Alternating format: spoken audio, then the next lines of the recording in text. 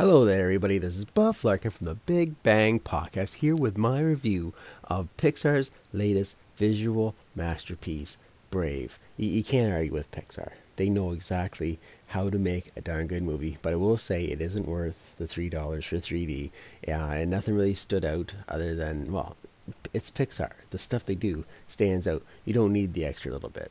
But the story basically takes place in Scotland, where we have a young feminist, Princess Merida, who finds herself at the age where, well, she's being told by her mother, the Queen, how to act like the proper princess, and they're headbutting all the time. And it gets to a point where she finds out she's at the age to be suited one of the young studs of the rival chieftains to keep the kingdom all together, and how she says she can pick her own destiny. And thus she takes off, and then she finds some will-o'-the-wisps who point her towards what her destiny is. Yet the message is, you make your own destiny. That was a head scratcher for me. But beside the point, it was nice. Of course, they made fun of the Scottish with your haggis and your kilts and what's under your kilts and what's not under your kilts, to a point where I thought I had mistakenly taken my children to see a sneak preview of Magic Mike.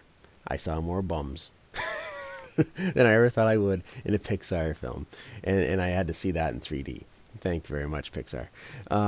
Overall, great story about mother and daughter finding common ground in all the craziness. I liked the way the story went. It was a little surprising. I didn't know going in what it was all about to a certain extent, and it paid off that way. I love it when that happens. And it all leads into final grand scene that kind of ties it all in, and more bums.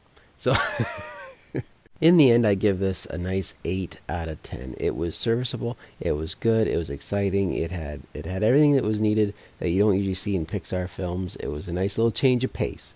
I would rate this above the Ratatouilles, but below like the Wallies and like the Toy Stories and the Monsters Inc. Even though I just saw the Finding Nemo 3D, which actually made good use of 3D technology, at least in the trailer. And of course, we saw in Monsters University, which also was coming out next year to be Pixar's prime. Let's hope it's more towards Toy Story 2 than, say, Cars 2. I really hope so. So that's our review for this week. Thank you, everybody, for checking us out, as always. And until next week, keep banging, everybody.